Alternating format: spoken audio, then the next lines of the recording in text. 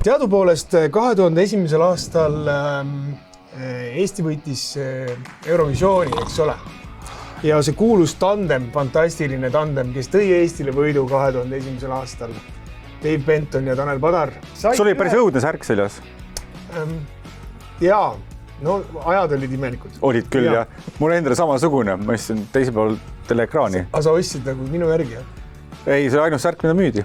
No, nüüd sa siis tead vastust. Jaa. Aga minu küsimus puudutab ühte teist tiitlit, mille me Daviga siis mõlemad pälvisime 2001. aastal peale Eurovisiooni. Bonks Boys 1 ja Bonks Boys 2 Cosmopolitanis. Ei olnud? Ei olnud. Kas see oli mingi ametlik tiitel? No, mitte ametlikuks seda pidada ei saa, sest et see on välja antud. Las ma arvan. See võis olla midagi sellist, mida kellelegi oli vaja anda. Jaa, kindlasti. Siis vaadati ringi ja siis mõeldi, kuule, sokutame nendele. Et mingisugust käekatsutavat kasu sellest ei tund. Tegelikult vastupidi, käekatsutavat kasu tuli kõvasti. Nimelt läbi selle tähelepanu, mida Eesti sai tänu Eurovisiooni võidule ja seda, et Eesti korraldas Eurovisiooni võistlust Tallinnas. Aasta turismipongsid, poisid. Ja kuidas tiitel võiks kõlada? Aasta turismi külmikumagnetid 2001. Aasta turismi edendaja. Palju õnne. Millised teadmised? Eks ole. Kuidas ma tunnen ennast kas pärast seda pead käima siiamaani veel koosolekutel? Ma sain alles hiljuti sain just ühelt Soome ajakirjanikult jälle e-maili ja ta ütles, et ta tahaks minuga intervjuut ja saatis ka küsimused. Ja esimene küsimus oli selline, peale mida ma tavaliselt ei vasta. Et kuidas Eurovisioon muutis mu elu?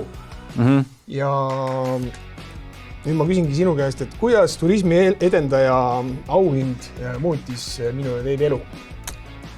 See on järgmine küsimus. Ei ole, see on sama. Laiendus. See on hästi muutis. Te saite käia mingitel koosolekutel võib-olla? Ei, me saime käia messil, turismimessil seda auhinda vastu võtmas. See on tasuta söök-jook. See on tasuta söök-jook ja tegelikkuses see oli võimalust rohkem. Ütleme, et turismimess pakkus nagu rohkem väljavaateid kui see Eurovisiooni võit ise. Sealt oleks võinud tegelikult ju minna laia maailma oluliselt kindlamalt kui muusikaga. Ma saadan Soome ajakirjanikule selle vastuse ise edasi. Sama aeg, täpselt sama aeg nagu see, millest sina rääkisid. Töötasin mina ühes riigiametis. Miks ja kus? Ma võin öelda, kellena sa töötasid. Okei. Sa töötasid pressi esindajana. Jah. Aga ma ei mäleta, kus. Aga seda fakti kui sellist ma tean. Ja ma pakun, et see oli mingisugune ministeerium. Ministeeriumi haldusalas oli see küll, jah. Ja see võis olla seotud mõne